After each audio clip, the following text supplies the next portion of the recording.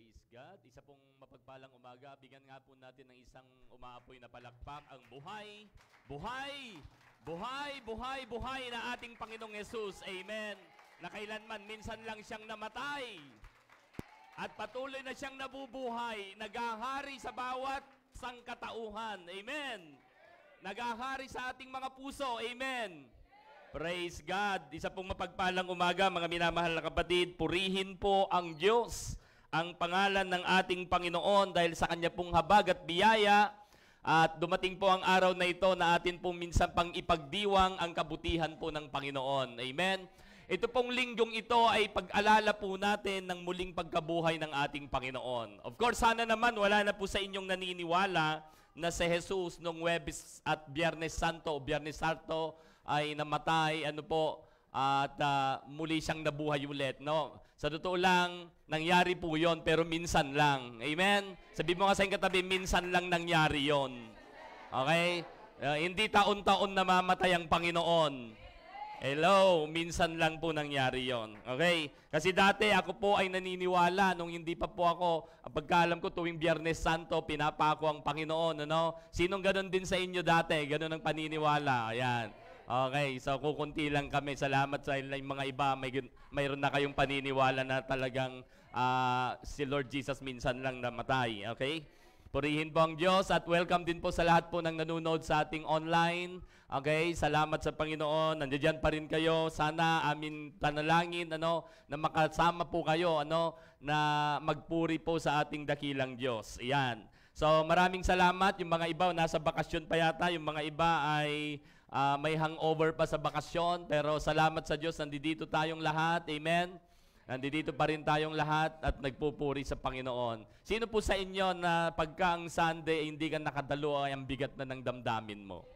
Okay, so talagang ibig sabihin po niyan na mayroon kang apoy. Ayan. Okay, so ibig sabihin mas malalim na, malalim na ang inyong relasyon sa Panginoon. Kasi dati kapag Sunday, pag ako po dati, nung medyo mababaw-babaw pa sa Panginoon, pag di ako nakakadalo ng Sunday, o may times na hindi ako nakadalo, parang okay lang eh. Parang walang effect sa akin, Pero ngayon, iba po, Iba, Iba po yung dating. Kapag di po ako nakadalo, parang hindi ko may paliwanag, amen? Hindi ko may paliwanag yung aking nararamdaman. Parang talagang matindi yung conviction na talagang ang araw na ito ay talagang ginawa ng Diyos para siya ay purihin at sambahin, Kaya ipaglaan po lagi natin ang pagkakataon na tayo ay makasamba sa Panginoon habang mayroon pang panahon na binibigay po sa atin ng Diyos. Ang ibig ko pong sabihin, tuwing umaga tayo pa may buhay, samantalahin po natin. Okay, kasi wala pa rin pong pinakamahalaga. Yung lahat po ng binibigyan natin ng halaga, mga bagay sa mundong ito, wala pa rin pong pinakamahalaga kundi yung buhay na bigay ng Diyos. Amen. Okay, sige po mga kapatid, itutuloy po natin yung atin pong pagtalakay at atin pong series na Consuming Fire. Iba't iba po ang manifestation ng apoy po ng Diyos. At ito po, mayroon po ulit tayong titignan, mayroon po ulit tayong titignan na kapahayagan po ng apoy po ng ating Panginoon. Ito po yung part 3 na po. Last Sunday ay nakita po natin yung kailangan po nating i-avoid yung fire na ito ng Diyos kasi nga ito po ay judgment. So, titignan po natin, basahin po natin, buksan po natin yung ating mga Bible. Ayan. Sa aklat po ng Gawa, chapter 1. So, sa Acts o sa Gawa, chapter 1, verse 1 at hanggang chapter 2 kasi mayroon po tayong importanteng titignan po dito sa chapter 2. Whole chapter 1 hanggang chapter 2 at makikita na po natin dito kahit hanggang sa chapter 2 verse verse 4. Yan. Chapter 2 verse 4. Sino po sa inyo ang nagbabasa ng Bible? Pakitaas po ang kamay. Ayan, yan. Salamat po, nagbabasa kayo. At sino po sa inyo hangga't maaari nakakapagbasa ka ng 1 chapter a day? Ayan. Yung mga iba higit pa, Yung mga iba yata higit pa, I-goal po ninyo yon sa buhay po ninyo kasi nga ito po ay para sa inyo pa rin, Para sa atin pa rin. Kasi pag ginagawa mo yon, naniniwala po ako na mas lalong lumalalim ang iyong relasyon sa Diyos. Okay? Kung relasyon lang ang pag-uusapan, wala nang ibang pinakamahalaga kundi yung relasyon natin sa Diyos. Amen? May kausap po ako? Ayan. Kaya dapat yan po yung inyong at ating bigyan ng mas importansya sa lahat.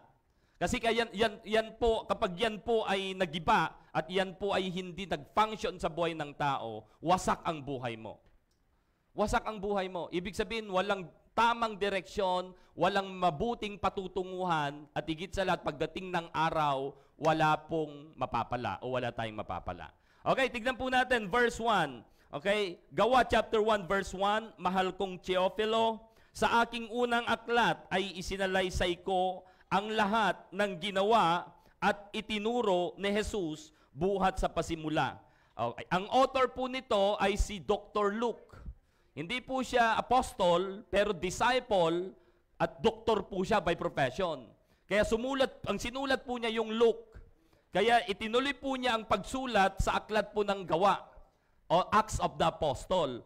Kaya ang kanya pong minention dito ay si Teofilo. Ano po? At ang sabi po ni Dr. Luke dito, disciple ng ating Panginoon, ay isinalaysay ko, sabi niya, ang lahat ng ginawa at itinuro ni Jesus buhat sa pasimula hanggang sa araw na siya ay umakyat sa langit. Bago siya umakyat sa pamamagitan ng kapangyarihan ng Espiritu Santo, ay nag-iwan siya ng mga bilin sa kanyang mga apostol na kanyang hinirang. So makita po natin, si Lord Jesus namatay, binayaran lahat nating kasalanan, at sabi ng salita ng Diyos, siya ay muling mabubuhay, at siya ay nung muling nabuhay, ay hindi po siya umakyat agad, bagkos ang sabi po dito, nagbilin pa siya, nag-iwan siya ng bilin sa kanyang mga apostol na kanyang mga hinirang.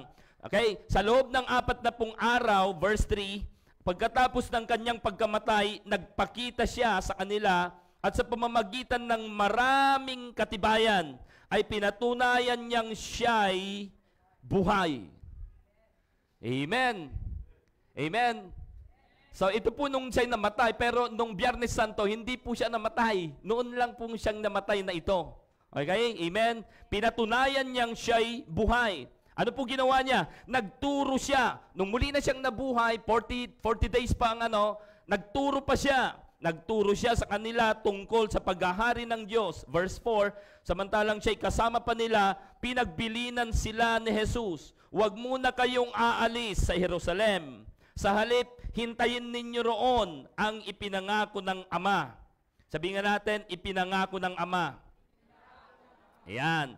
Ito po, na sinabi ko na sa inyo. Verse 5, si Juan ay nagbautismo sa tubig. Ngunit di magtatagal at babautismuhan kayo sa Espiritu Santo. At apoy. Wala na rito, ano? Okay, wala na, ano? Wala na. Ang sabi lang po dito sa verse 5, tignan niyo po, si Juan ay nagbautismo sa tubig. Di ba ang sabi ni Juan nung nakaraan, pinag-aralan po natin, babautismuhan kayo, yung darating na kasunod ko, hindi ako karapat-dapat magbuhat ng kanyang sandalya. Sabi niya, tinutukoy si Lord Jesus, babautismuhan niya kayo sa Espiritu Santo at apoy. O ito yung sabi ni Juan ngayon. So, hindi nakasama yung apoy, Espiritu Santo lang. Kasi nga yung apoy ay napag-usapan po natin judgment. Kasi may binanggit po doon sa context na pinag-usapan po natin last Sunday sa aklat po ng Matthew ay yung ipaihiwalay, susunugin, di po ba?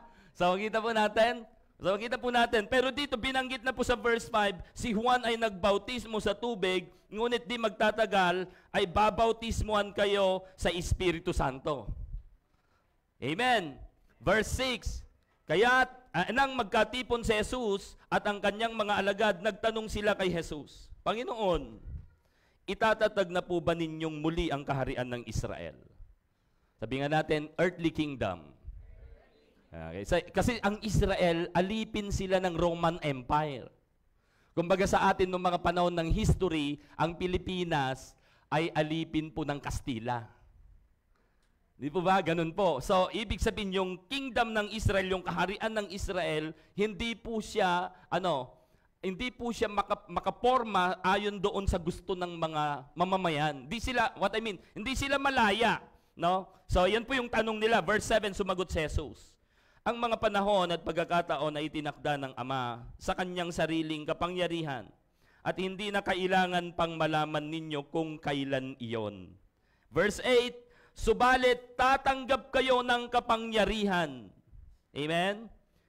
Tatanggap kayo ng kapangyarihan pagbaba sa inyo ng Espiritu Santo. At kayo'y magiging mga saksi ko sa Jerusalem, sa buong Judea at Samaria, at hanggang sa dulo ng daigdig. So ito po ang gusto ng mga ang parang concern ng mga alagad ay yung earthly kingdom. Siyempre, bayan namin to bansa namin to. So kailan po ba ninyo itatatag? So sabi naman ni Lord, ang concern niya ay heavenly kingdom. Ang concern ni Lord Jesus at ang Diyos ay maranasan ng sangkatauhan, hindi yung earthly kingdom, but the heavenly kingdom. Amen? Okay, so, yon, tatanggap kayo. And then, nagsabi, verse 9, pagkasabi nito, si Jesus ay inakyat sa langit, habang ang mga alagad ay nakatingin sa Kanya.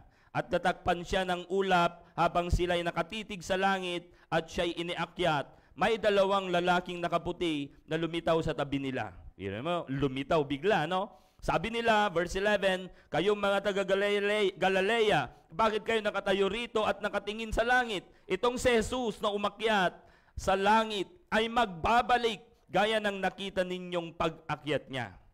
Yan.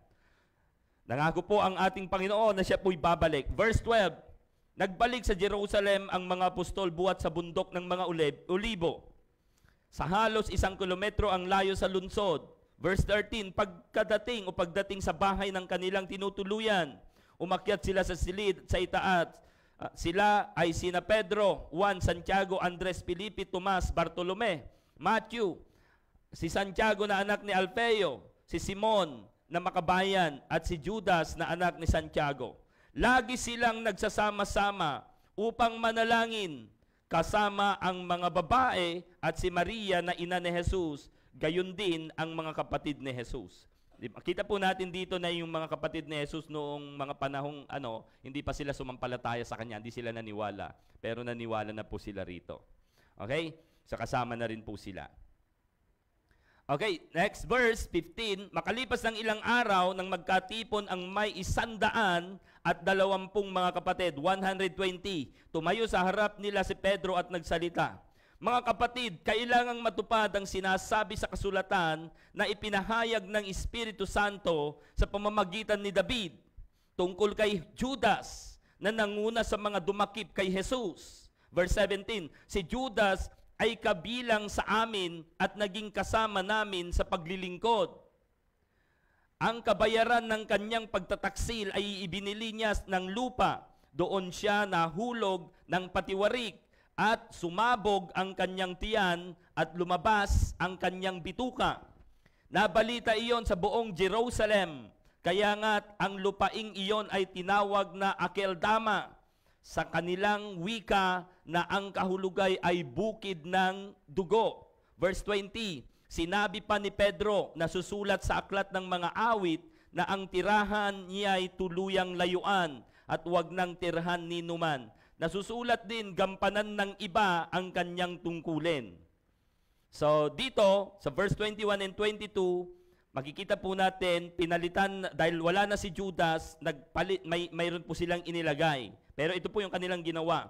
Kaya't dapat pumili ng isang makakasama namin bilang saksi. Bilang yung kapalit ni Judas? Bilang saksi sa muling pagkabuhay ni Jesus. Ito po, tingnan niyo po ha, yung ipapalit kay Judas, ito, kailangang siya ay isa sa mga kasama namin sa buong panahong kasama kami ng Panginoong Jesus. So, ibig sabihin, hindi lang ito na-mention. Pero, itong ipapalit nila, kapalit kay Judas, kasama rin ni Jesus Christ noon. Dapat, sabi dito, na-witness niya itong ipapalit nung binautismuhan ni John, si Jesus Christ na ating Panginoon, ando dun din itong ipapalit. Dinan niyo po. Kaya, napaka-importante rin makita natin dito. Ituloy po natin, inaano ko po ito kasi gusto ko pong ma-highlights po natin itong mga to. Okay. So, sabi po dito, kaya't dapat pumili ng isang mga kasama namin bilang saksi ng sa muling pagkabuhay ni Jesus. Kailangan siya'y isa sa mga kasama namin sa buong panahon kasama kami ng Panginoong Jesus. Mula ng bautismuhan ni Juan si Jesus hanggang sa siya ay iakyat sa langit. Ito mo, nung binautismuhan si Jesus, dapat yung ipapalit kay Judas nandoon din. Witness. Nung pag-akyat niya sa langit, ang ating Panginoong Jesus muling nabuhay, dapat itong ipapalit kay Judas, andun din. Okay, tingnan niyo po. Hindi yung tipong pumili na lang sila ng walang kamuwang-muwang kay Jesus Christ. Hello? Kasi nga, ang kanilang gagawin, may magsasaksi sila, magwi-witness sila na itong si Jesus muling nabuhay. Namatay siya pero muli siyang nabuhay. Tignan niyo po, ang pinaka-importanteng task ng isang disipulo, apostol ng ating Panginoon, that you are witnessing that Jesus is alive. Hello? Amen. Okay. So, tignan po natin. Verse 23, kaya't iminungkahi nila ang dalawang lalaki. O may dalawang lalaki na ito ay kasakasama ni Jesus, na witness nila, no, nung siya'y bautismuhan at nang siya'y umakyat sa langit. Naging kasakasama ni Jesus ito, ng Panginoong Jesus ito, pero hindi po na-mention ng Bible. Ngayon lang ito na-mention, itong pangalang ito. May dalawa. So, ito pong dalawang ito ay makikita po natin, basahin po natin, si Matias at si Jose na tinatawag na Barsabas, na kilala rin sa pangalang Husto. Pagkatapos sila'y manalangin, Panginoon, alam ninyo kung ano ang nasa puso ng lahat ng tao. Ipakita po ninyo sa amin kung sino sa dalawang ito ang inyong pinili upang maglingkod bilang apostol. Sabihin natin, maglingkod. So, kita po natin, ang kanilang una ay maging saksi sa muling pagkabuhay ni Jesus. Pangalawa, maglingkod kay Jesus. Hello? Okay. So, upang maglingkod bilang apostol, kapalit ni Judas na tumalikod sa kanyang tungkulin nang siya'y pumunta sa lugar na nararapat sa kanya. Okay. Verse 26, nagpalabunutan sila at si Matias ang napili. Tingnan po, nag-pray na sila, nag-ask sila, pero ginamit po nila ay palabunutan. Amen? Para nang sa ganon, kung ano yung mabunod, siya talaga ang pinili ng Diyos. Total, itong dalawang ito, wala po silang sukat kabigin eh. Parehas po itong nakasaksi ng bautismuhan ni Juan ang Panginoong Jesus. Okay? Kasakasama ni Jesus sa lahat ng pinupuntahan, itong dalawang ito. And then, nung siya'y namatay, andun sila. Nung muli siyang nabuhay, nung umakyat siya, andun sila. So, mahirap pumili kung sa atin lang. No? O even sa kanila, mahirap. Kaya, ito pong draw lots ay isa pong expression na kung saan ipinapasa Diyos nila. So, anuman yung mabunot yon, yun ang pinili ng Diyos. So, ang napili ay, amen? Ang napili ay sino? Si Matias. So, tignan niyo po Tignan niyo po, nagpalabunutan sila at si Matias ang napili. Tignan niyo po sa Tagalog translation, si Matias ang nabunot, hindi. Si Matias ang napili. Hello? Hindi sinabing, ay, si Matias ang nabunot. Hindi. Kasi pag nabunot, parang, ano lang yun eh. Parang insidente lang eh. Parang, di po ba? Pero kapag napili, intentional. Siya talaga pinili. Di ka usap? Okay. So, dito, malapit na. Tignan na po natin tong chapter 2. Puntahan na po natin chapter 2. Nagkakatipon silang lahat sa isang lugar. Nang sumapit ang araw ng Pentecostes. Verse 2, walang ano-ano'y may ingay na nagmula sa langit. Saan nagmula yung ingay? Sa langit, sabi sa Tagalog translation. Okay? Na tulad ng ugong na malakas. Tulad ng ugong na malakas.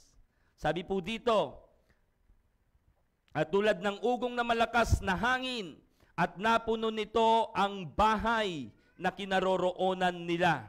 Sabihin natin, bahay na kinaroroonan nila. Ay, ano po natin kasi dito yung mga points po natin mamaya. Then verse 3, may nakita silang parang mga dilang apoy. Ano po yung mga nakita po nila? Dilang apoy. Okay, sa English translation, tongues of fire. May mga tongues of fire silang nakita. Okay? Amen. Okay. So, may nakita silang parang mga dilang apoy na dumapo sa bawat isa sa kanila. Verse 4, at silang lahat ay napuspos ng Espiritu Santo at nagsimulang magsalita ng iba't ibang wika ayon sa ipinagkaloob sa kanila ng Espiritu. Okay, kung babasahin pa po nito, pwede po nating basahin hanggang para matuloy na po tayo. Matuloy-tuloy.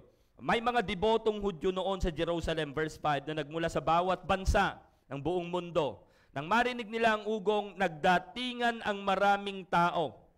Namangha sila sapagkat nagsasalita ang mga alagad sa wika ng mga nakikinig. Verse 7, sa pagkamangha at pagtataka ay kanilang nasabi, hindi ba taga Galilea silang lahat? Bakit sila nakakapagsalita sa ating wika? Tayo'y mga taga-Parthia, Media, Elam, Mesopotamia, Judea at Cappadocia, Ponto at Asia. Mayroon pa sa ating mga, sabi po dito, taga-Phrygia at Pamphylia, Ehipto, at sa mga lupain ng Libya na malapit sa bayan ng Cyrene, at mga nagmula sa Roma, mga Hudyo at mga Hintil na nahikayat sa pananampalatayang Hudyo. May mga taga-Creta at Arabia rin. Paano sila nakapagsalita sa atin mga wika tungkol sa mga kahangahangang ginawa ng Diyos? Yung mga binanggit po dito na pangalan ng lugar, na penetrate po yan. Mayroon pong Kristiyano po at sumampalataya kay Jesus. May gawain po. Okay, makita niyo po. No? May mga gawain ng Kristyanismo, sumampalataya, at sa lugar na yan, mayroon pong mga mananampalataya. Hello? Pansin niyo po yung verse 11, may mga taga-Creta. Di ba may church sa Creta? Di ba? Ito po. Na-penetrate po yan. Okay? And then dito, verse 12, hindi nila lubusang maunawaan ang nangyari, kaya't nagtanungan sila, ano ang kahulugan nito?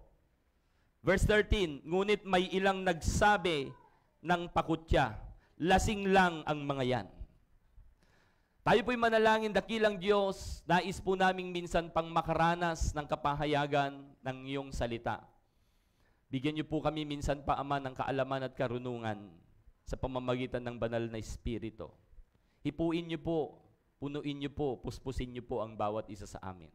Alisin niyo po ang anumang sagabal, anumang hadlang, anumang pagdududa. Bagkos, ang mga salita mong ito ay patuloy na maghahari, magbibigay, Panginoon, ng kapuspusan, kapangyarihan, alab o apoy sa aming mga puso upang maganap ang layunin mo, kagustuhan mo, pinapagawa mo sa aming mga buhay. Naniniwala po kami na ang oras pong ito ay oras ng aming pagtanggap, oras ng iyong pagkilos, oras na kung saan ikaw ay maitataas at mapaparangalan at pupuspos sa bawat isa po sa amin, bawat nakakapakinig, naaabot ng mensahe mong ito. Maraming salamat dahil binigyan niyo po kami ng tagumpay at hindi po kailanman mabibigo ang nagtitiwala at sumasampalataya sa inyo. Salamat po, ito po ang aming dalangin sa pangalan ni Jesus. Lahat po'y magsabi ng Amen. Amen. To God be the glory. Hallelujah. Palakpakan po natin ang Panginoon. Sige po, palakpakan po natin ang Diyos. Hallelujah. Siya po ay buhay. Okay, part 3 na po tayo at nais po nating tignan. Ito po yung atin pong consuming fire. At salamat po sa Panginoon. Supposed to be ay matapos po natin ang consuming fire na punong-puno po tayo ng apoy. Amen. Ng Diyos. So una na-discover po natin yung content na kung saan yung content ng apoy na ito po yung magta-transform sa buhay po natin. Nakita po natin yan doon po sa 2 Chronicles, panahon po yan ng lingkod ng Diyos na si Solomon, nag-pray po siya, And then sumunod, ito pong last Sunday, nakita po natin, avoiding the fire that will destroy your life. Ito po yung apoy ng Diyos na kung saan ay judgment naman ng ibibigay, o mararanasan ng tao, paghatol. Okay? Pero kapag sa mga taong tumanggap sa Panginoon ay mai-empower po sila, And then ngayon, receiving the fire that will empower our life. Okay? Sino po sa inyo ang talagang kailangan mo ng kapangyarihan ng Diyos? Okay? So alam niyo po, kung taglay po natin talaga at naintindihan po natin yung kapangyarihan ng Diyos, siguro ang buhay natin sa araw-araw ay masasabi nating may pagsubok, may problema, pero kaya. Bakit? May kapangyarihan. Naiintindihan mo yung kapangyarihan ng Diyos na tinanggap mo. Amen? Hindi ko alam kung bakit. Kaya nga, it's a process na ikaw, sabi mo sa iyong katabi, kailangan mong lumago. Okay? Kailangan mo talagang magseryoso. Kailangan mo talagang maglaan ng oras sa Panginoon. Kasi kung kapangyarihan ang ating pag-uusapan, yung power ng Panginoon, ibinigay sa atin Kaya nga, upang nang sa ganun, sa araw-araw ng ating pamumuhay, lalong-lalo na, lahat ng may kinalaman sa ating paglilingkod sa Panginoon ay mapagtatagumpayan natin because we have the power that comes from God. Kapag wala yan, may dahilan kang magreklamo. Okay? Pero dahil naniniwala ka na ito pong atin pong binasa, sabi po ng Acts 1:8, but you will receive power. But you will receive power. Sabi mo sa iyong katabi, anong gagawin mo kapag may kapangyarihan ka na bigay ng Diyos? Amen? Di po ba parang confident ang buhay mo meron kang supernatural power. Hello? Parang anulungkot, anulupaypay ninyo. Amen? Hindi naman. Okay. So, kita po natin, ito po, exciting po ito, We will receive power, or we will have power. Yung mga iba na, yung mga iba nakaranas na, nakatanggap na, pero parang sa tingin mo parang kulang pa. Ito, available pa rin po yan. Pwede pa rin tayong bigyan ni Lord. Amen. Maliban lang kung i-recognize natin siya. Alam nyo, napaka-importante itong pag-aaral po natin itong series na ito. Kasi nga, ito po yung pagkakataon na talagang gusto ng Diyos na maranasan mo, matiyak mo, matanggap mo ang kapangyarihan ng Panginoon. Okay, so puntahan na po natin. Ito po yung sabi po natin kanina, samantalang sila ay kasama pa ni Jesus, kasama pa nila, pinagbilinan sila ni Jesus, wag muna kayong aalis saan? Sa Jerusalem. Sa halip, ano po sabi ni Lord? Hintayin ninyo roon ang ipinangako ng Ama na sinasabi ko sa inyo o sinabi ko sa inyo. Yun po yung bilin po ng ating Panginoong Hesus sa kanyang mga alagad. Kaya ito po sabi po natin, sabi mo nga sa iyong katabi, the promise of the Father. Sabi mo nga ulit sa iyong katabi, may pangako ang Diyos sa iyo. Amen. Amen. Praise God. So, God has a promise to all Christ followers. Sino sa inyo yung mga tagasunod ni Jesus? Okay, pakita sa kamay. Parang, di yata kayo proud, Sino sa inyo tumanggap kay Lord Jesus? Okay, sabihin mo sa iyong katabi, may promise sa iyo si God. Okay, amen. Hindi lahat ng tao ay makakaranas sa promise ni Lord. God has a promise only to those who are followers of our Lord Jesus Christ. Kaya kapag ikaw ay tagasunod ng Panginoong Yesus, mapalad ka dahil may pangako ang Diyos sa iyo. Amen. Okay? So, magandang deal po yan, Magandang deal. Kapag ikaw ay tumanggap kay Jesus, may promise si God sa'yo. Pero kapag hindi, walang promise. Ibig sabihin, pero gusto pa rin ni Lord na matanggap mo, pero kailangan para matanggap mo yung pangako ng Diyos, maging alagad ka, maging tagasunod ka, tanggapin mo ang Panginoong Jesus na kanyang ibinigay, na kanyang anak. So, God has a promise. Amen? God has a promise. So, hindi po ito yung pag pinag-usapan po nating promise, hindi ito yung promise sa tingin nyo. Promise na ikaw ay sumikat. Promise na ikaw ay yumaman. Hello? Ito ba yung promise na talagang, ito ba yung promise na inaasahan po natin? Pag sinabing pinag-usapan po natin yung promise ni Lord, pangako ng Diyos. Ito ba yung promise ni Lord na, anak, pag sumunod ka sa akin, wala ka nang mararanasang problema? Promise ba yan ni Lord? Bakit hanggang ngayon may problema tayo? Okay? Anak, pagka sumunod ka sa akin, pinapromise ko sa'yo, pinapangako ko sa'yo, wala nang testing sa buhay. Hindi ka nalalaitin ng iba. Ganun ba? Ang inaasahan po natin? Hindi po. Anak, pagka tinanggap mo ako, may promise ako sa'yo, may promise ang Ama sa'yo. Wala nang struggle. Anak, pag may tinanggap mo ako, promise ko sa'yo, hindi ka na magkakasakit. Ganun ba? Wala pong ganong promise si Lord. Kaya tignan po natin mabuti yung promise ni God sa atin. Para nang sa ganon, hindi po tayo madismaya, kasi nag-i-expect tayo na, ito yung promise ni Lord, wala nang problema. Diba? Minsan maraming mga tao, kung kailan pa raw siya tumanggap kay Lord, kung kailan pa raw siya naging, nagpakabait, kung kailan pa raw siya tumanggap sa Panginoon, nagseryoso, saka dumami yung mga problema at pagsubok sa buhay. Hello? May mga ganon po eh. Sino po yung mga nakaranas na ganon? Sino po sa inyo yung dati ganon ang perspective mo? No, na pagtatanggapin ko na si Lord, okay na, no? Okay na yung buhay ko, wala namang siguro, wala mga problema.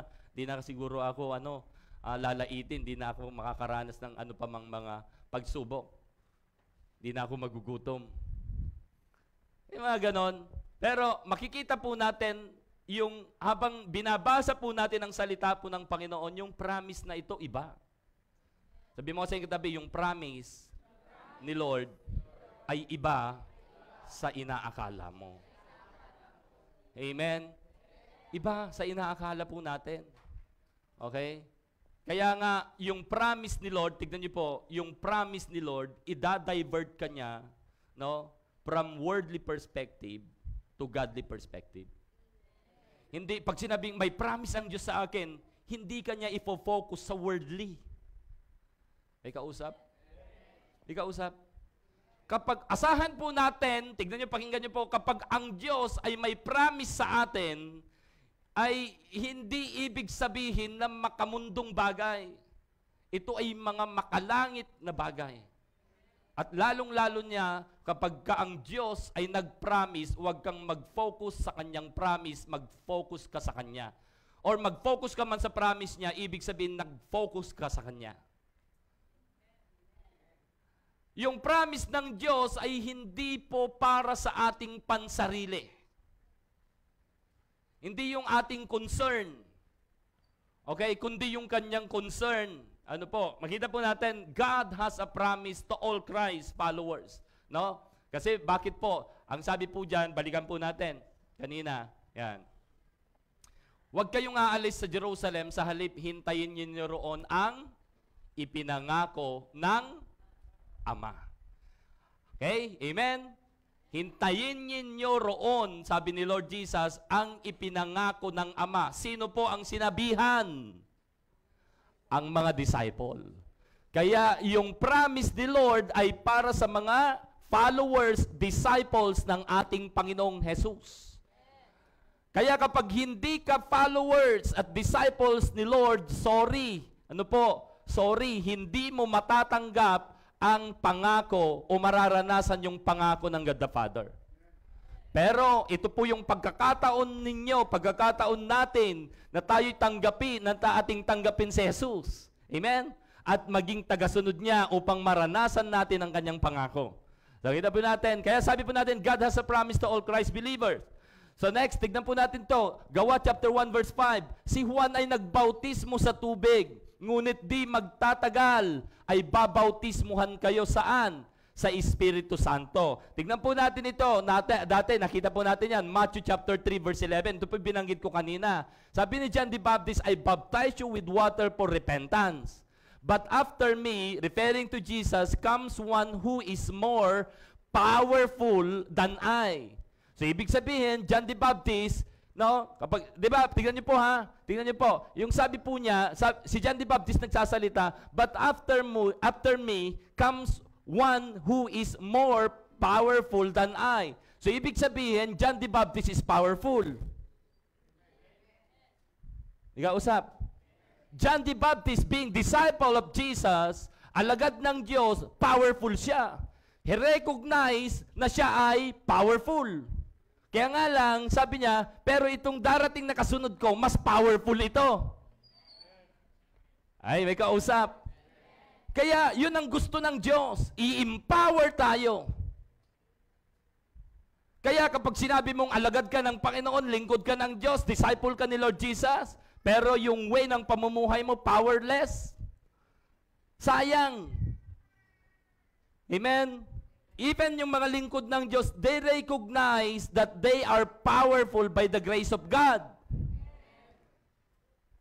Kasi kapag ginagamit ka ng Diyos, you are powerful. Yun po yung purpose.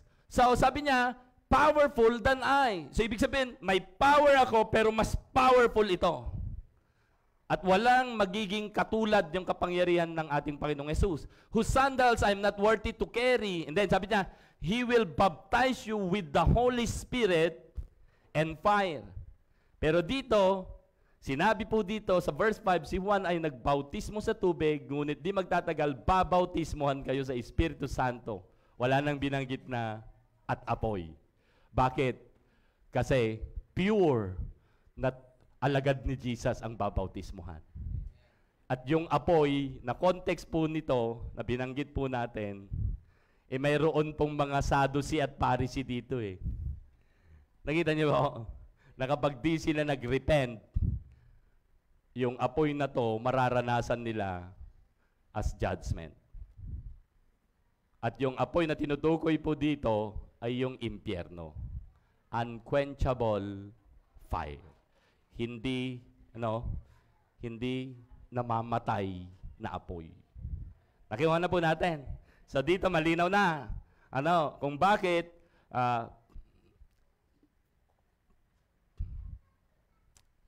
ayan. Dito malinaw na kung bakit ang sabi po dito sa verse 5 sa Gawa na babautismohan kayo sa Espiritu Santo. Wala na yung at apoy. Wala na, Kasi nga ang babautismo sa Espiritu Santo ay mga disipulo ng ating Panginoong Jesus. Sabi mo nga sa iyong katabi, huwag kang papayag na hindi ka mabautismuhan ng Holy Spirit. Amen? Huwag kang papayag. Disenyo ito ng Diyos sa buhay mo. Okay, tuloy po natin. So, yan na po. Who is the promise? Tignan po natin. Sabi natin kanina, sinabi mo sa iyong katabi, mayroong promise si God sa iyo. Ano yung promise na ito? Who is the promise? The promise of God is the Holy Spirit. Ang linaw. Ang linaw na. Amen? Lumilinaw? Hello? Lumilinaw. Ang Diyos may pangako sa bawat tagasunod ni Kristo. Ano ito? Ano itong pangako ng Diyos Ama? Ang Holy Spirit.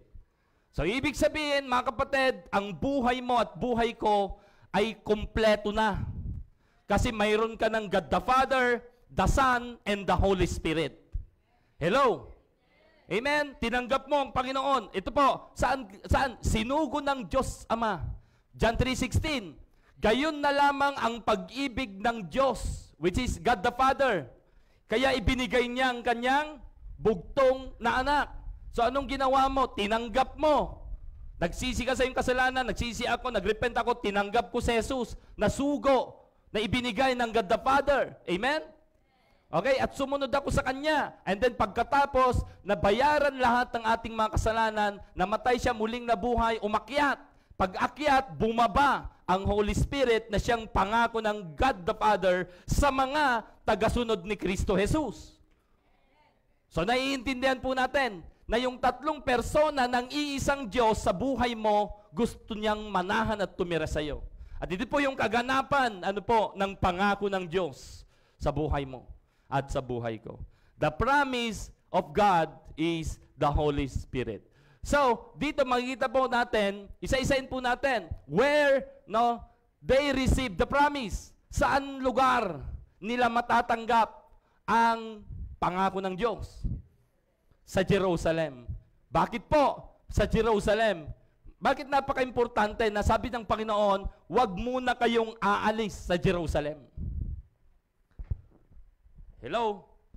Yung mga alagad, nung umakyat ang ating Panginoong Yesus na saksihan nila, inakyat siya sa pamamagitan ng Holy Spirit.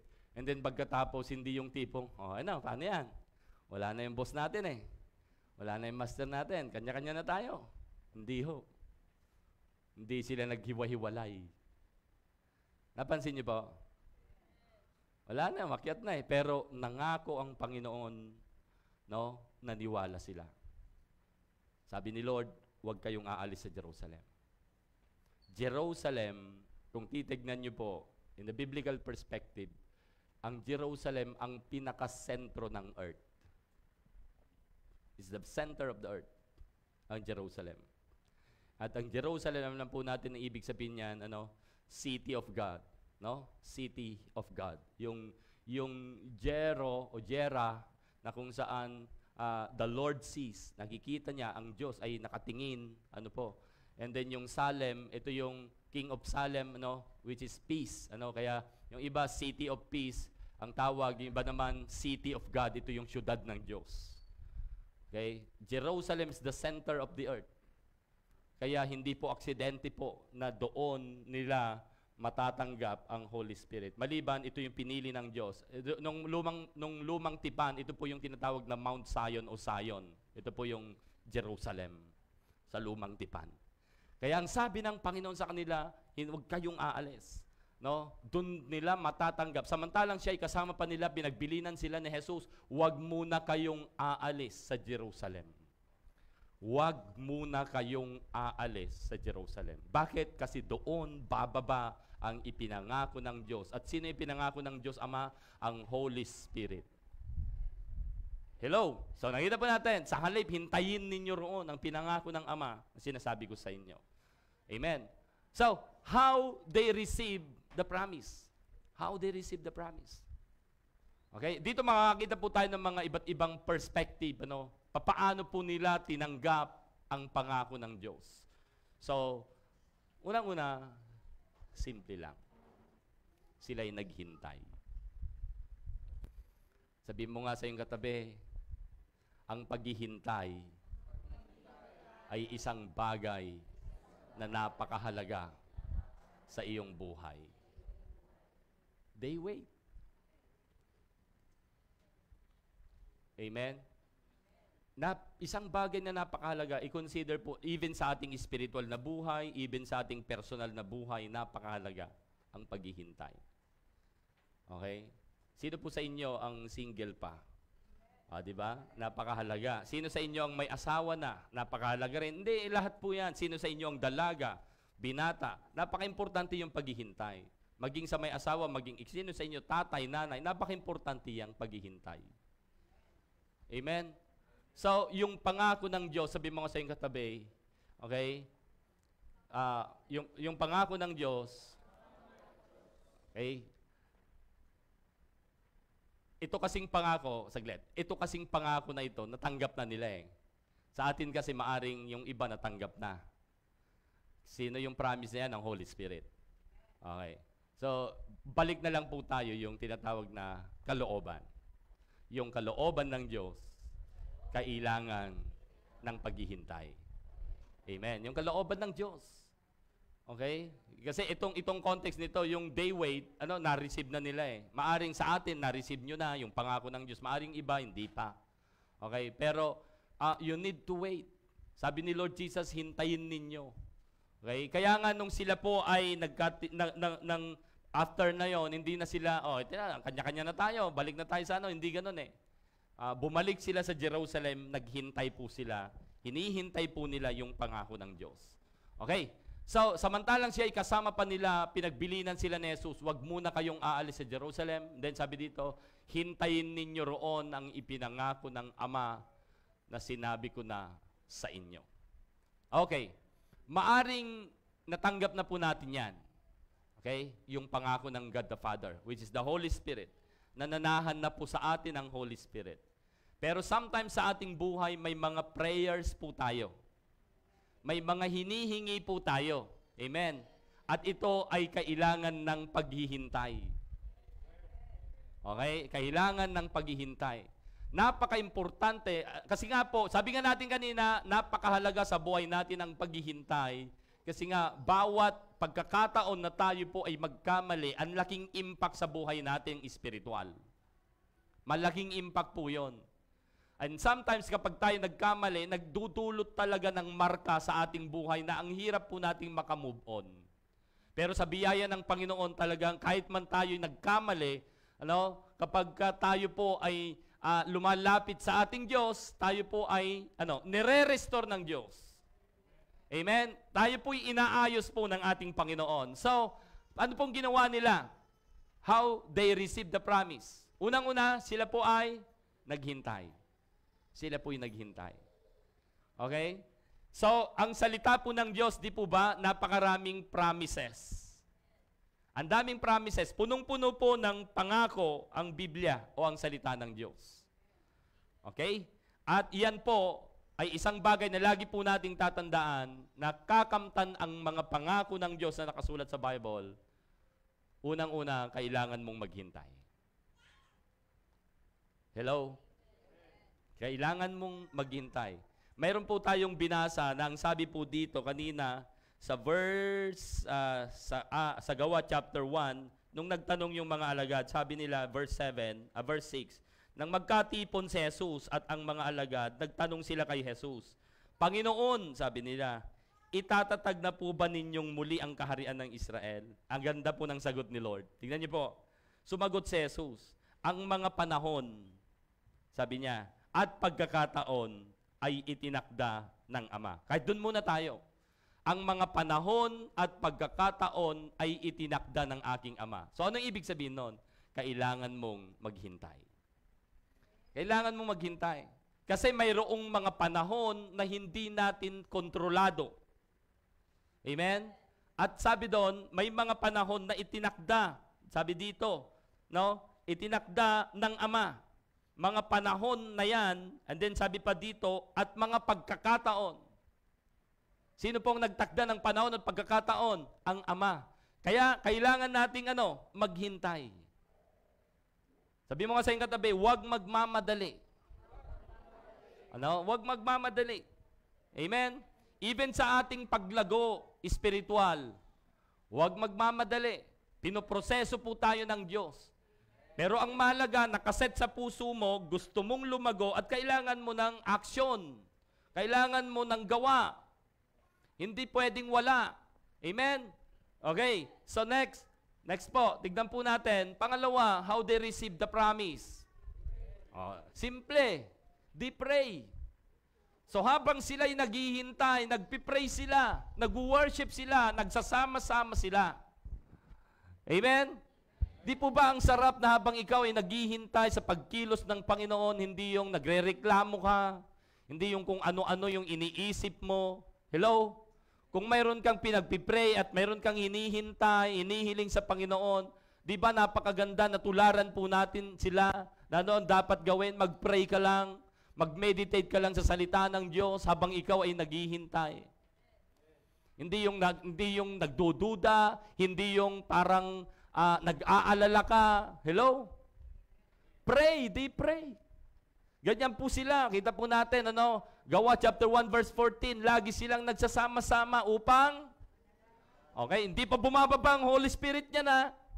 Yung pangako ng Diyos, which is the Holy Spirit, hindi pa bumababa. Pero anong ginagawa po nila? Sila'y nagsasama-sama at nananalangin. Kasama ang mga babae at si Maria na ina ni Jesus, gayon din ang mga kapatid ni Jesus. The best way na ating pong respond kapag tayo may hinihintay sa Diyos, is to, pray. Make yourself available in praying lagi. Mayroon kang hinihingi, mayroon kang concern, pray. Hello? Ganyan po kasi yung hindi na lang po dun sa promise. The way, ito na lang, ganito na lang. Hindi na lang dun muna sa promise. Kung ikaw ay talagang mayroong hinihintay at gusto mong makatanggap doon sa alam mong hinihingi mo kay Lord. Okay, sino sa inyo may hinihingi kay Lord? Pakitaas ang kamay. Okay, ito na lang. Hindi na lang yung promise. Ito yung may hinihingi ka. May hinihingi ka. May gusto kang hingiin. May kailangan ka sa Panginoon. Ito'y principle na napakaganda. Amen? Principle, una, maghintay. Hello? Pangalawa, manalangin.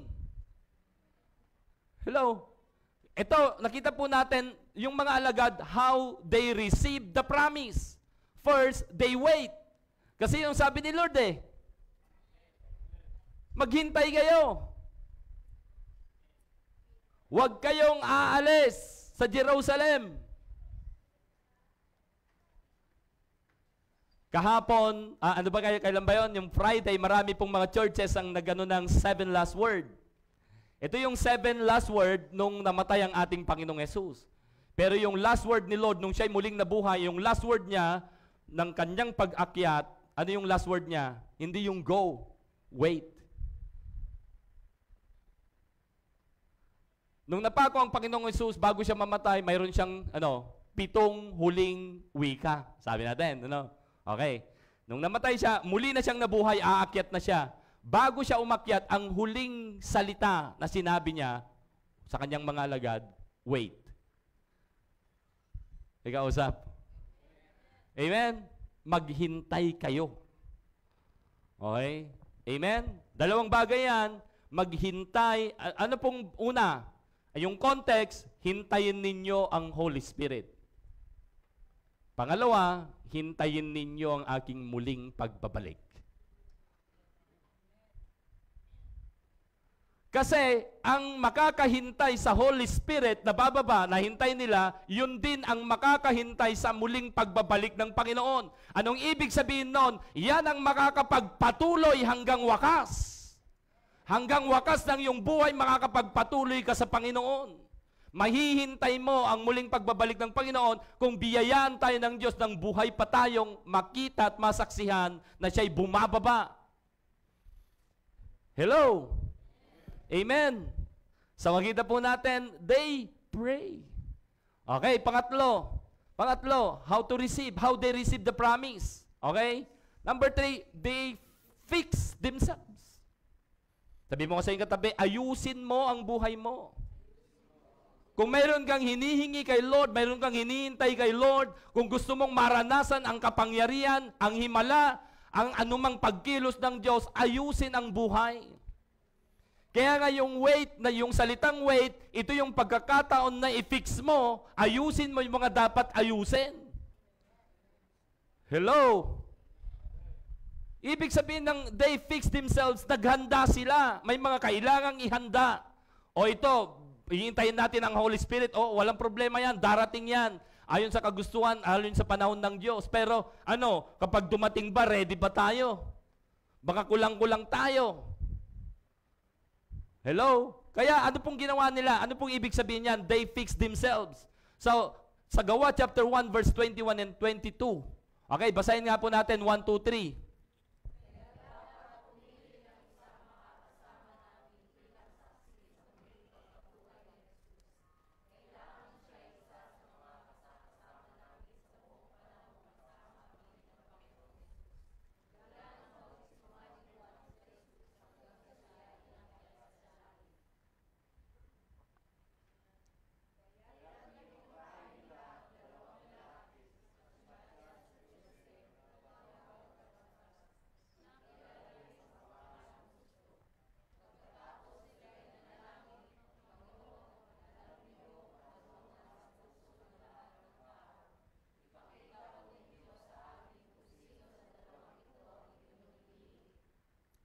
Next.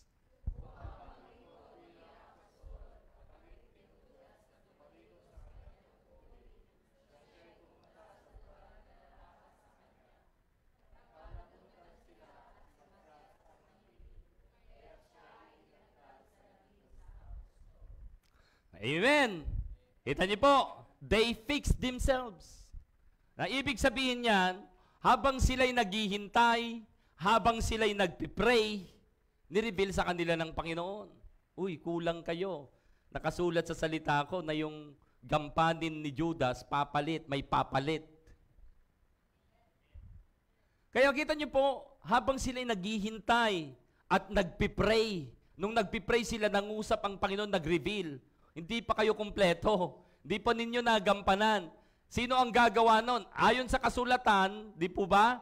Hindi na po ang ano dyan eh, basta't sinulat sa Bible, sa Scripture, doon nila kinuha, di po ba? Sila na po ang aayos nun. Kaya nga, they obey the Scriptures. Amen? Sa tingin po ninyo, bababa ang Holy Spirit na kulang. Isamantalang mayroon pong nakasulat sa banal na kasulatan sa lumang tipan na yung gampanin ni Judas yung nagtaksil ay may ipapalit. Kapag hindi nila ginawa yun, bababa ang Holy Spirit. Hello? Kaya nga minsan, hindi kaya minsan sa buhay po natin, kaya hindi pa binibigay ni Lord yung ating inihiling. Kasi hinihintay lang tayo ni Lord na iayos yung ating buhay. O mayroon pang iayos sa ating buhay. O mayroon pang iayos sa ating sarili. Hello? Kailangan prepared. Kasi pag bumaba ang Diyos po, napaka-ano po yan napaka-generous po ng Panginoon po natin Sa totoo lang. Di po ba? Kaya nga lang, yung pagiging generosity ng Diyos, hindi yung tipong magbigay siya nang hindi niya kinoconsider yung taong binibigyan niya. Hello? Hello? Kaya minsan kapag di mo nakita yon, masasabi mong parang tingin mo, madamot ang Diyos. Pero hindi. He is a very generous, sabi po ng Bible. Ibibigay niya yan Kaya nga lang, ang Diyos kasi, ang kanyang patakaran o panuntunan, hindi siya nagbibigay ng isang bagay na ibibigay niya sa iyo na una, hindi ka handa. Na una, hindi maayos yung ating buhay. At ganoon din naman po tayo sa ating mga anak. Hindi ka magbibigay ng isang bagay, alam mong napakahalaga nang hindi pa niya kayang panghawakan o pangasiwaan. Kasi maaring ito ay masira, o mawala, at maaring ito ay makasira din sa kanyang buhay. May kausap po. Okay, they fix themselves.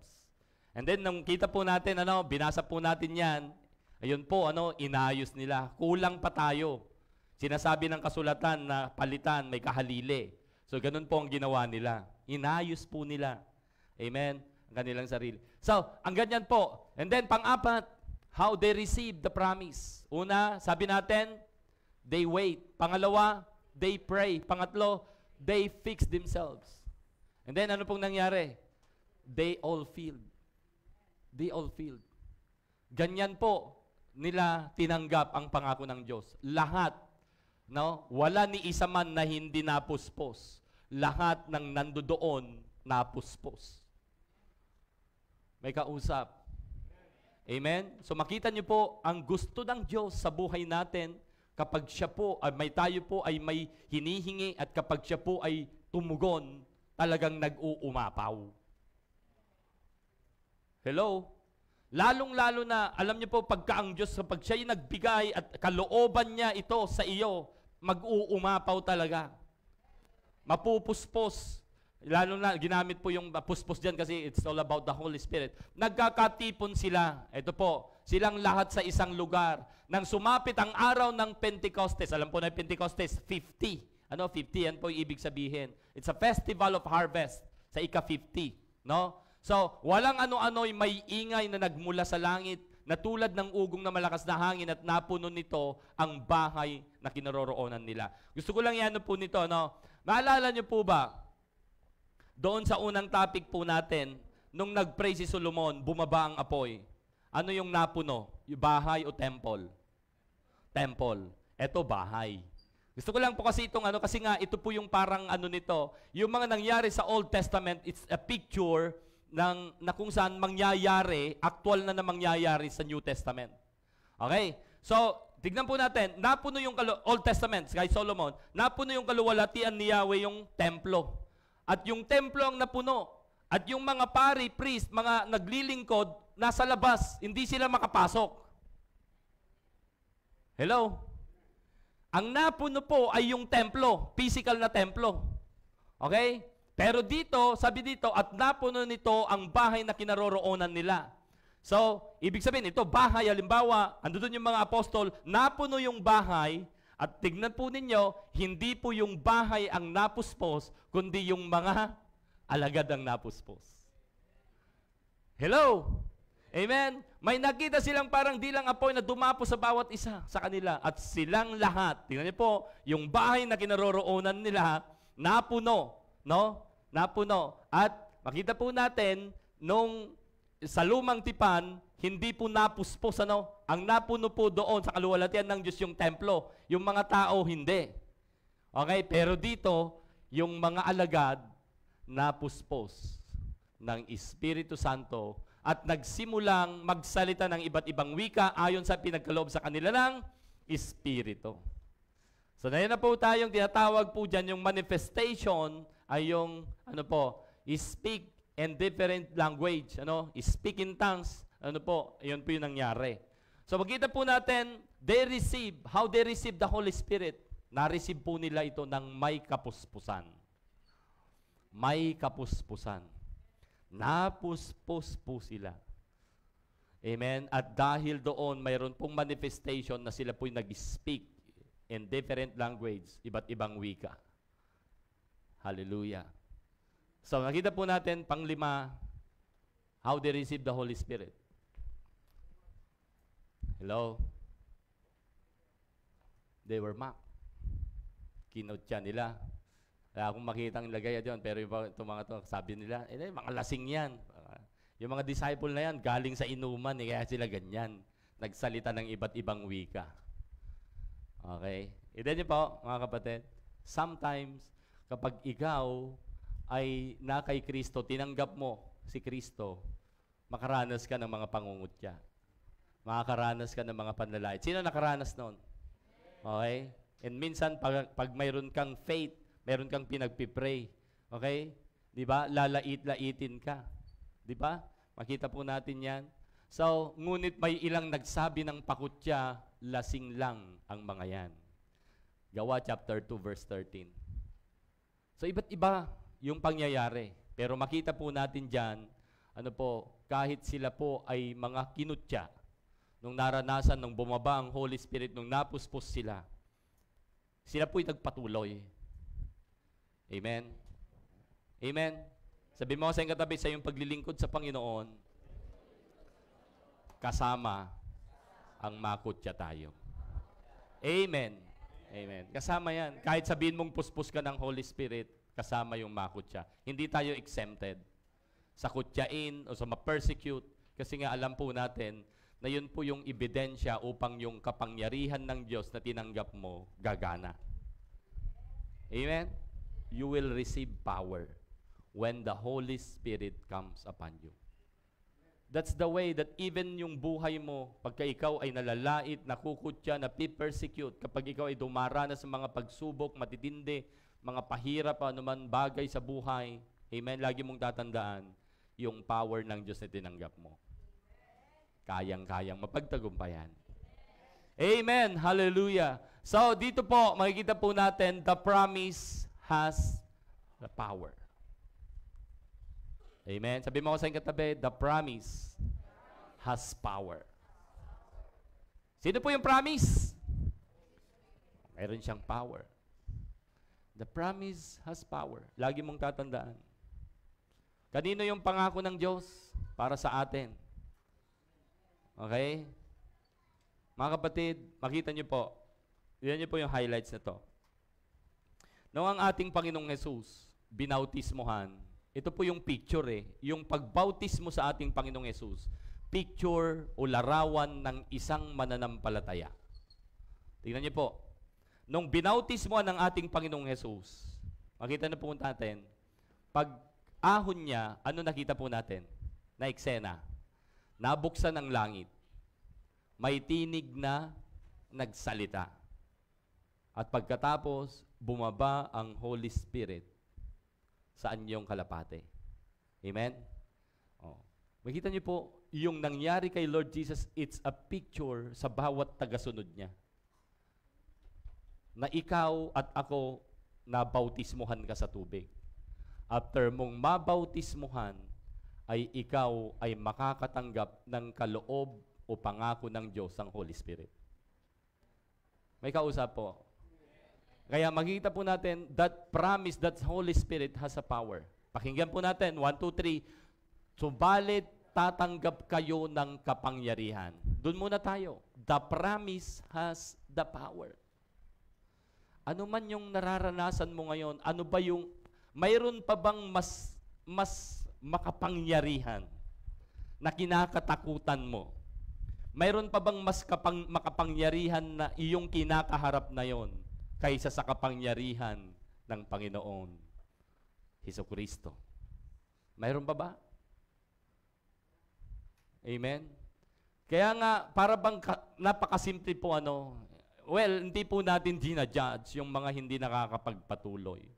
Minsan, pero sa totoo lang, palagay ko makakapagpatuloy ka kung naranasan mo yung kapangyarihan ng Holy Spirit. Palagay ko, 101% hindi ka susuko, magpapatuloy ka kung ang Holy Spirit nakapasok sa iyo. Tulad ng mga alagad. Kung ang Holy Spirit tinanggap mo, kahit anumang pagsubok sa buhay, makakapagpatuloy ka eh.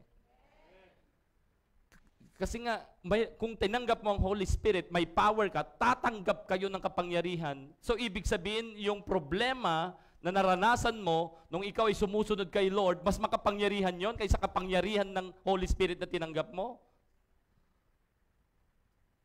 Hello, may kausap? Kaya lagi mong tatandaan, itatanim sa isip mo, may kapangyarihan ako na tinanggap, ang Holy Spirit na nanahan sa akin. Alam niyo po yung Book of Acts na to, ito yung katuparan ng pangako ng Diyos. Ang sabi ng Panginoong Yesus sa kanyang mga alagad, I will never leave you as orphan. Hindi ko kayo iiwang nangungulila. Babalik ako sa inyo. Di ba sabi ng Panginoon? And then, tignan niyo po, ito pong ginawa, nangyari pong ito, na pangako ng Ama, ang Holy Spirit, yun ang katuparan na ang sabi ni Apostol Pablo, hindi niyo ba alam na ang inyong buhay o katawan ay templo ng Espiritu Santo? Bakit? Tatanggap kayo ng kapangyarihan pagbaba ng Holy Spirit. Yung mga alagad na nagkatipon, saan sila, ano yung kanilang napuspos sila sa ano? Napuspos sila sa alak? Hindi. Napuspos sila sa ano? Espiritu Santo. Ibig sabihin, nanahan, pumasok. Pag sinabing napuspos ka sa Holy Spirit, ang Holy Spirit nasa kaloob-looban mo. Hello? So, the promise has power. O sa English translation nito, you will receive power. Amen.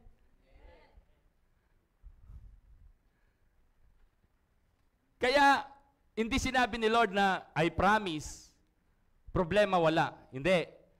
Ang promise niya, I give you power to defeat the trials, to defeat the testing, to defeat all the problems. Andiyan lang, pero you have the power to defeat. Hello?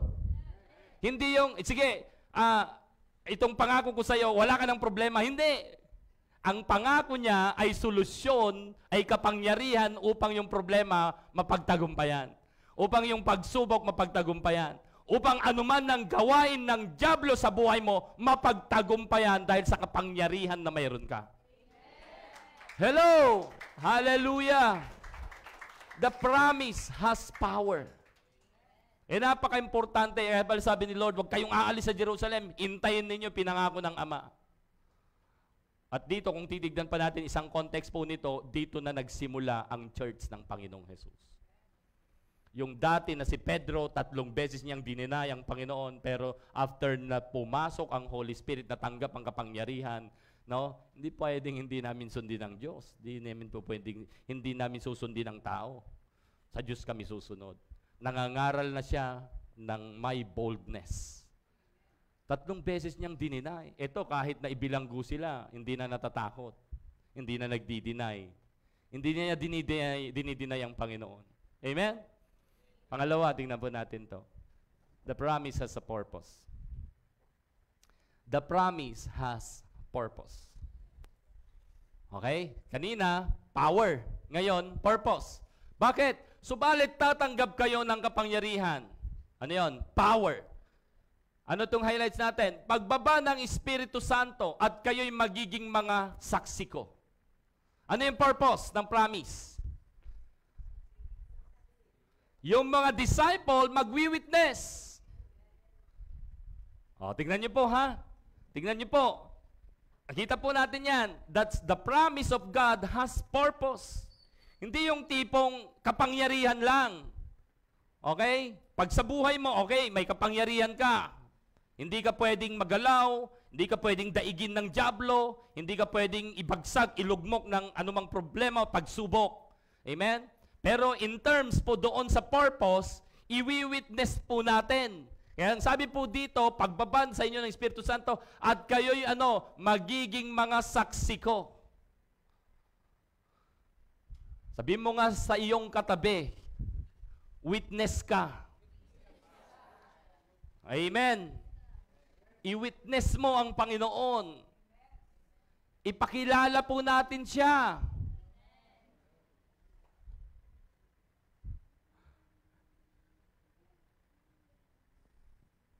Kaya nga po kung titignan po natin, mamimiss mo yung promise, no, pag hindi mo ginawa yung purpose.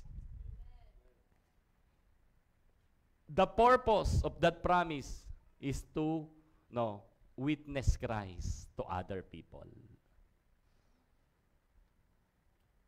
Kaya huwag magsawa kahit sa chats, kahit sa text, kumustahin, ang mga tao.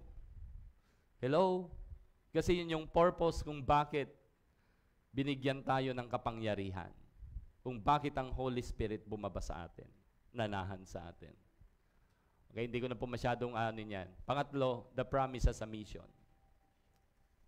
The promise has mission. Amen?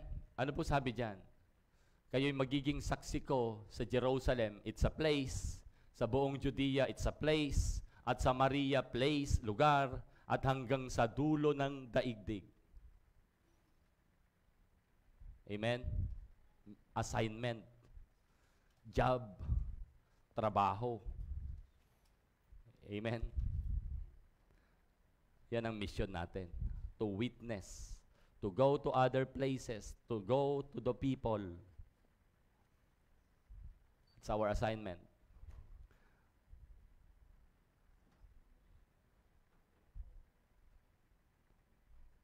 Sa buhay mo, kapatid, hindi pwede yung tumanggap ka ng kapangyarihan ng Holy Spirit nang walang power, nang walang purpose, nang walang mission.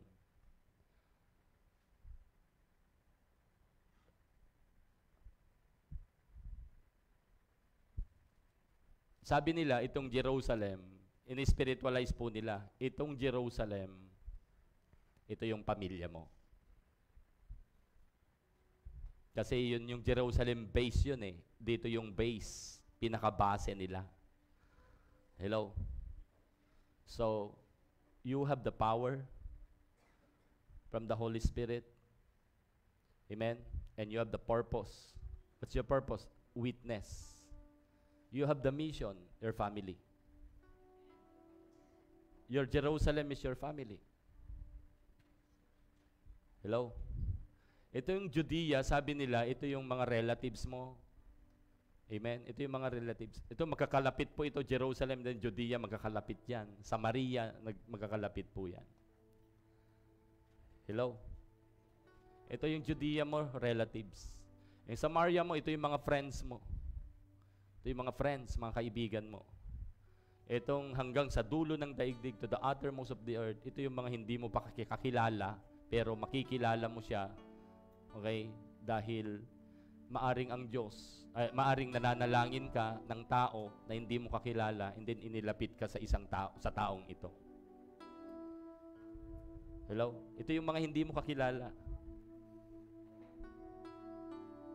Hello, mga kapatid? Kaya makita po natin dyan, mga kapatid, kung bakit yung dilang apoy na tinanggap nila ay ang Holy Spirit. At nakita po natin, yun na yung kabuuan ng tawag natin pinakamagandang pangako ng Diyos. Ito na yung fulfillment. Hallelujah. Kaya, kapatid, kumusta yung Jerusalem mo?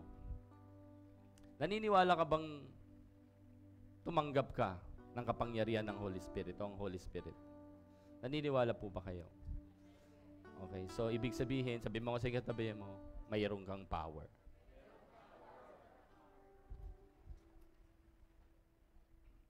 Ako naniniwala ako na kahit na kapag ikaw ay nagsalita, kapag ang Holy Spirit nasa iyo, kapag ikaw ay nagsalita, may power. Kapag ikaw ay nagsalita, kahit sabihin mo yung salita mo ay parang pautal-utal, pero kapag ikaw ay nagsalita, may power yon sa makikinig. May kausap po. May power yon. Kaya lagi mong tatandaan, kapag nag-share ka ng yung salita, huwag mong titignan yung sarili mo, basta titignan mo, ipifix mo sa isip mo, I have power. I receive power. Maaring hindi man nagbago yung pananalita mo. Halimbawa, nahihiya kang magsalita o pautal-utal magsalita o galing kang probinsya o may punto, may yung may tono, okay, yung iyong pananalita. Pero naniniwala ako, maaring hindi man binago ng Diyos yan. Pero kapag ka nagsalita ka, yung taong makikinig sa salita mo dahil may power, mababago. Hello? Hindi, kung natanggap ko, Pastor, kung natanggap ko yung power ni Lord, bakit ganito pa rin ako magsalita, pautal-utal? Maaring hindi binago ng Diyos yan. Pero ang nangyari ay kapag nagsalita ka, may power. Amen? So, kita po natin, mga kapatid, kaya po natin to. Ano yung misyon? Ano yung misyon? Bago umakyat ang ating Panginoong Yesus, matapos na sabihin sa kanyang mga alagad, maghihintay kayo. And then, sa Matthew chapter 28, makikita po natin, therefore go and make disciples of all nations. That's the mission. The promise has a mission, or the promise has mission. Ano yung mission? Make disciples. Ito yung sabi ni Lord. Therefore, go and make disciples of all nations, baptizing them in the name of the Father, the Son, and the Holy Spirit. Tignan niyo po yung baptism na emerge ang isang tao. Kaya nga, ito yung full blast ng God, the Father, and the Son, the Holy Spirit, mananahan sa tao. Kaya nga ito na lang po, di ba? God the Father sent His Son, and you receive the Son of God, Jesus Christ, and then si Lord Jesus, ginampanan niya lahat, namatay, muling nabuhay, umakyat, and then nangako ang Ama, susuguin ang Holy Spirit sa pangalan ni Jesus, and then bumaba ang Holy Spirit, nananahan na po sa atin. God the Father, and the Son, the Holy Spirit. Ito na po yung sinasabing, baptizing them in the name of the Father, and of the Son, and the Holy Spirit, and teaching them to obey everything I have commanded you. Teaching them to obey. Hindi yung tumanggap ka, okay na, hindi ho. May process ng discipleship, may training, may equipping, teaching them, continue po yung pagtuturo, And then sabi ni Lord, and surely I am with you always to the very end of the age. Amen? Sa misyon, hindi pwedeng mag-isa ka. Sa misyon na pinapagawa ni Lord, tiniyak niya, kasama mo ako. Sa misyon, mayroon power na binigay. Sa misyon, may purpose. Sa misyon, makikita po natin, make disciples. Kaya, hindi po lang sa church, individual na lang. Sana, makapatid, tignan mo ito. I have power. You have power. I have purpose. No? You have purpose. I have mission. You have mission. What's the mission? Make disciples. Make disciples. Bakit po ang mga Kristiyano na hindi disciple ni Lord, hindi magdi-disciple yan? It's a time na tayo pong lahat patunayan natin, na tayo mga disciple ng Panginoon. Ibahagi mo si Kristo. Mag-win ka ng kaluluwa. Humayo tayo, sama-sama. paigtingin, palakasin, pag-alabin ang ating paghayop. Amen? Amen? Kasi, wag mo nang sitignan, hindi, ayaw ko siyang maligtas, ayaw ko, ligtas naman na ako. Hindi, ipagsunod to kay Lord Jesus. Pagmamahal ito sa Panginoon. Kaya, mga kapatid, sige nga po at tayo po tayong lahat. Hallelujah. At awitin po natin minsan pa, hallelujah, sa Panginoon, yung banal na apoy ng Diyos. Hallelujah. At minsan pa ulit, sa pagkakataong ito, hayaan natin na ang Diyos, yung sa tingin mo, Lord, I need more power. I need more boldness. Lord, I believe naranasan na kita noon, pero mas gusto ko pang maranasan ka ngayon. Pwede po nating awitin, hallelujah.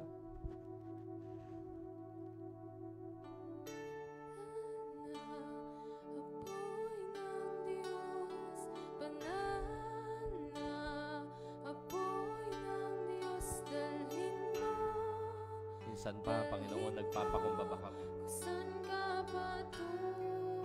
sa oras na to. We need your power. We need the fire, the tongues of fire. Even in our times of difficulties, in the times of our testing and trials,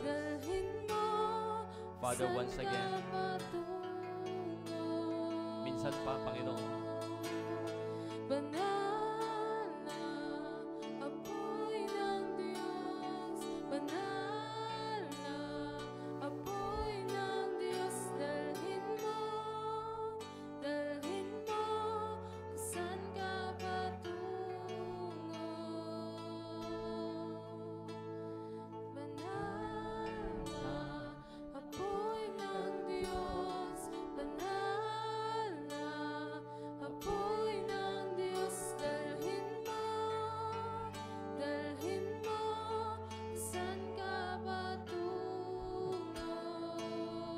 alam niyo po, yung awiting ito, sabi na ating awitin, dalhin mo ako kung saan ka patungo. Ang ating Panginoon, malinaw na pumunta siya sa mga taong makasalanan. Bumaba siya at pumunta sa sanlibutan upang iligtas ang lahat ng tao.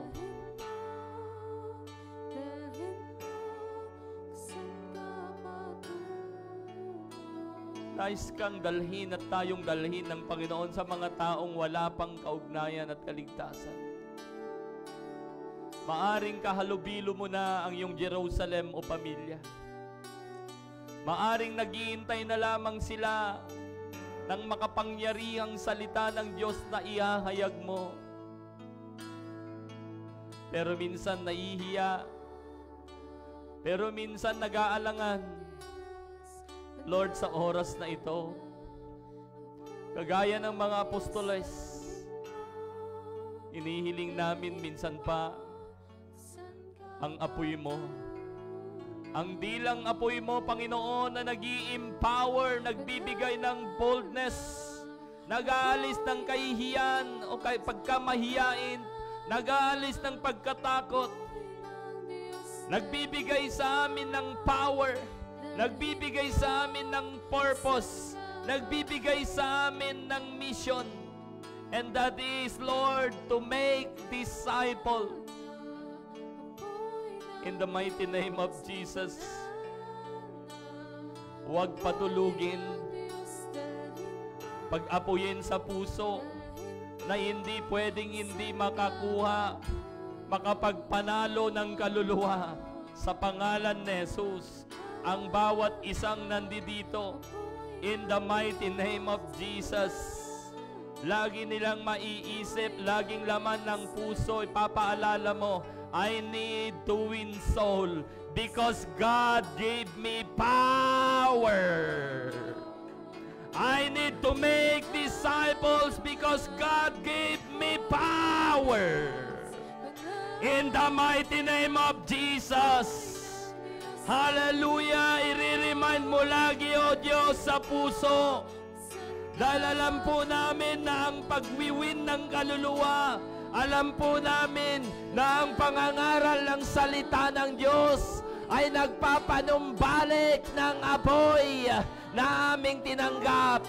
Kapag kami, O Diyos, ay namamalagi lamang at tumatahimik, minsan kami nanlalamig. Pero kapag kami nag-testify, kapag kami nagpahayag ng iyong salita, kapag kami ay lumabas at tumayo, umaapoy kami, sumisigla kami. In the mighty name of Jesus, let the fire, which is the tongues of fire, empower your people. We have power. We have power. We have power that comes from the Holy Spirit. The Holy Spirit is in me. The Holy Spirit is in you. Use that power. Go and make disciples because you have power. Teach other people to obey Jesus because you have power. You have power. Jesus is with you. Jesus, our Lord, said, I will be with you. Hallelujah. Kapatid, sa oras na ito, alam po nating lahat, kunti na lang ang panahon na ating ilalagi sa mundong ito. Come on, open your eyes, open your heart. This is the message of the Lord, anak. Kunti na lang yung panahon na ilalagi mo sa mundong ito. Kunti na lang yung panahon na ilalagi natin sa mundong ito. Kumusta ang iyong buhay? In-empower kita. Nanahan ako sa iyo upang ikaw ay gamitin ko, sabi ng Panginoon. Upang ikaw ay humayo, sabi ng Panginoon. Upang ikaw ay magpalaya. Sa aking pag-akyat, sabi ng Panginoon, bumaba ako sa kapangyarihan at anyo ng Espiritu Santo upang matupad ko ang pangako ko sa iyo. Mga kapatid, kumusta ang iyong Jerusalem? Kumusta ang iyong Judea? In the mighty name of Jesus, I declare the fire of the Holy Spirit that even right now, you will now start, hallelujah, declaring, hallelujah, the goodness of the Word of God to your family. You will now start, Lord, hallelujah, yes, you will now be starting, Lord God, hallelujah, mga kapatid, to declare the goodness of God to your friends, hallelujah, to your relatives. In the mighty name of Jesus, you will now have the power and fire, desire to go to other places. Hallelujah. And share the word of God to each and every people.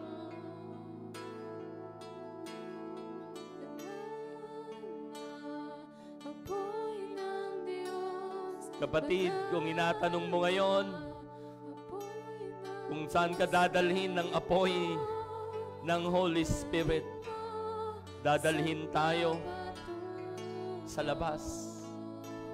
Dadalhin tayo sa ating mga kaibigan, dadalhin tayo sa ating mga kakilala, dadalhin tayo sa ating mga mahal sa buhay.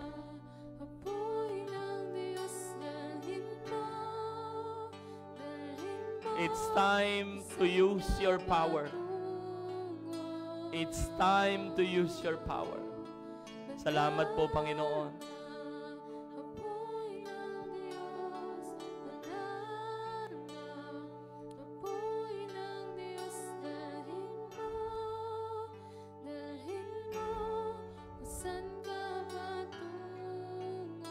Salamat, Lord, maraming mga apoy at nag-aapoy na kaluluwa na lalabas upang magbigay ng liwanag.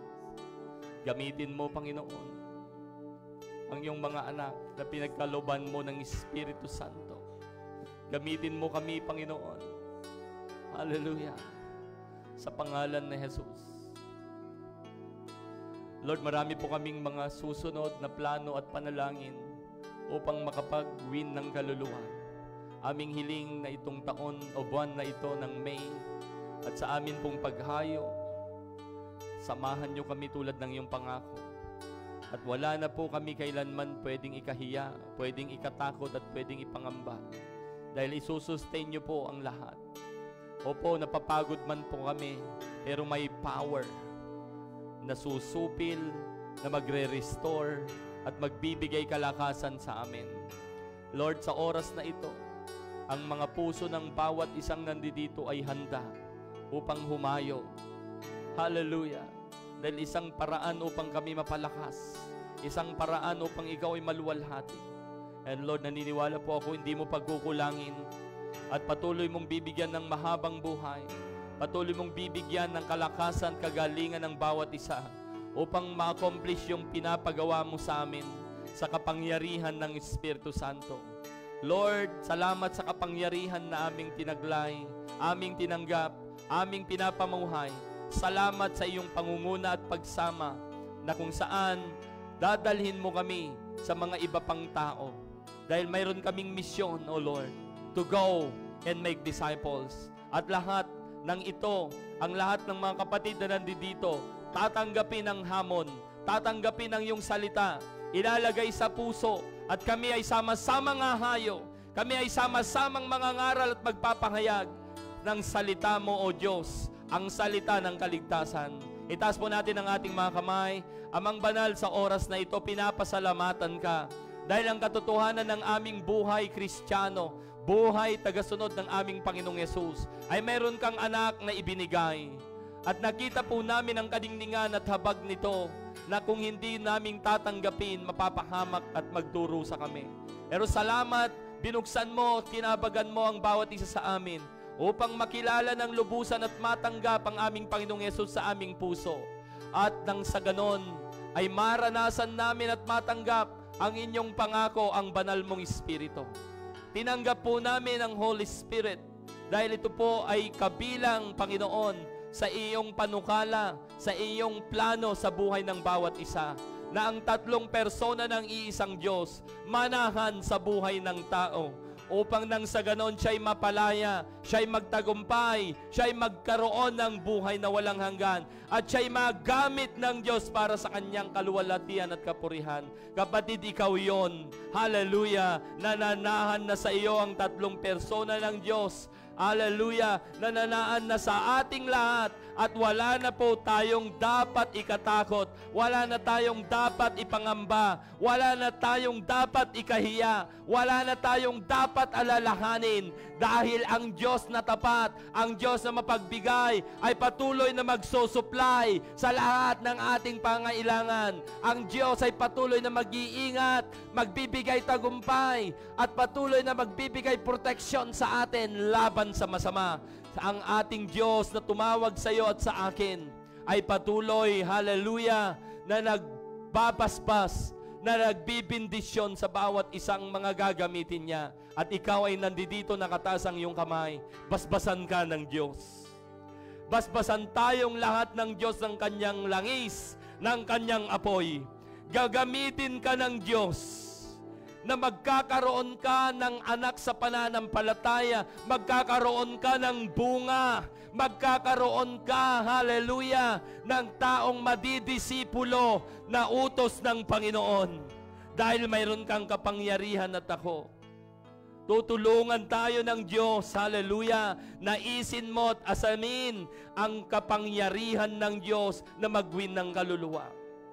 Naniniwala ako na sa bawat isang nandito at maging sa mga kawala na maging sa mga wala dito ng mga kapatid na naghahangad na maparangalan ng Diyos, magamit ng Diyos. Naniniwala akong kayo'y magbubunga. Tayo ay magbubunga. Tayo ay makakaranas ng kaluwalhatian, ng kapangyarihan, ng pagpapala ng Diyos, higit pa sa ating iniisip, higit pa sa ating gusto, higit pa sa ating hinihingi. Ang Diyos na tumawag sa iyo at sa akin, nagmahal, nag-alay ng kanyang buhay upang ikaw at ako, O Diyos, ay hindi na kailanman maalipin ng kaaway. Salamat po. Inaangkin po namin at tinatanggap muli ang inyong kapangyarihan, ang inyong basbas, kasama ng aming buong pamilya na inyong kukupkupin at iingatan at ililigtas. Sa pangalan ng Ama, ng Anak at ng Espiritu Santo, ito po ang aming dalangin. Lahat po'y magsabi ng Amen. Palakpakan po natin ang Panginoon. Hallelujah! Praise the Lord, praise the Lord. Hallelujah, glory to God.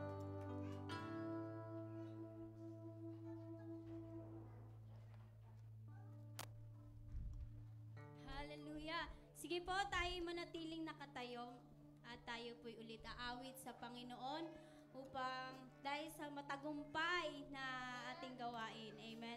At habang tayo po'y umaawit, maaari po bang yakapin natin ang babae sa babae po, no? Tsaka lalaki sa lalaki. Express po natin ang ating pag-ibig na ibinigay sa atin ng Panginoon. Sige po, habang tayo umaawit. Oh, oh, oh, oh, oh. Sige po, umikot po tayo at yakapin po natin. Oh, oh, oh. God bless you.